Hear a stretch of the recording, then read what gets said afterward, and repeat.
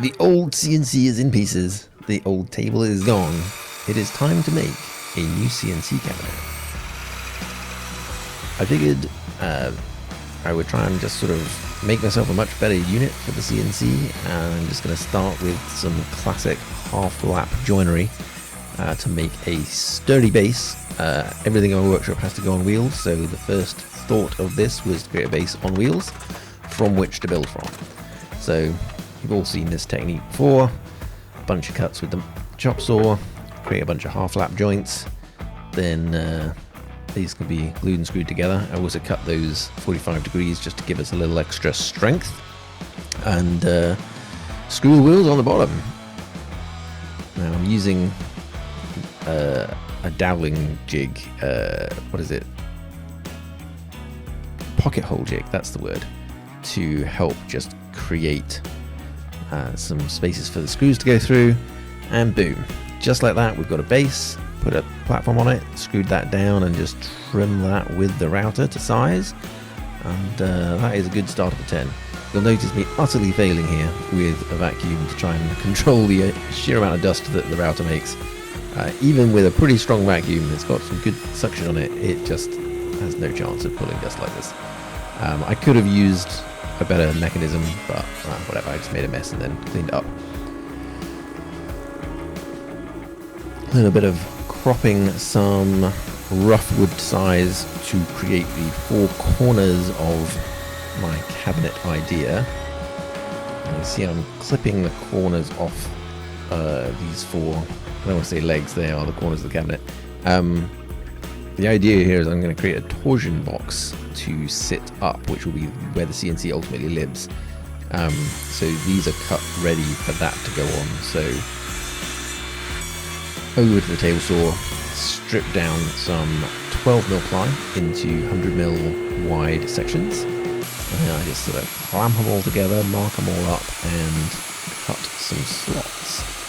There's a lot of, wasn't sure the best way to cut these slots out. I ended up using my metal cutting bandsaw just because it was the easiest way to cut this length. My regular bandsaw doesn't have the throat capacity for it.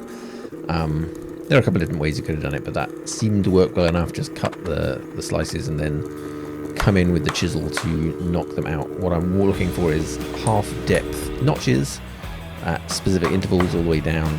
A bunch of sets of these so that I can kind of interlock them to create a torsion box.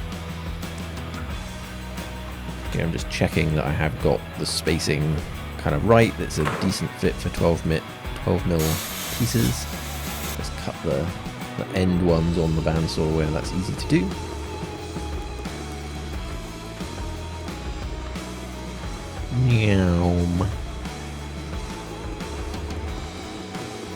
See, I've already got a couple laid out. Get the idea.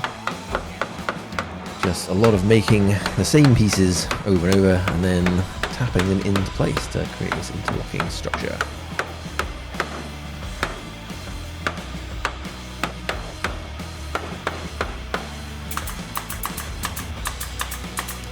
In with the nail gun just to try and hold everything in place. These are really just a question of trying to prevent the pieces from slipping out of place. It's a fairly tight fit.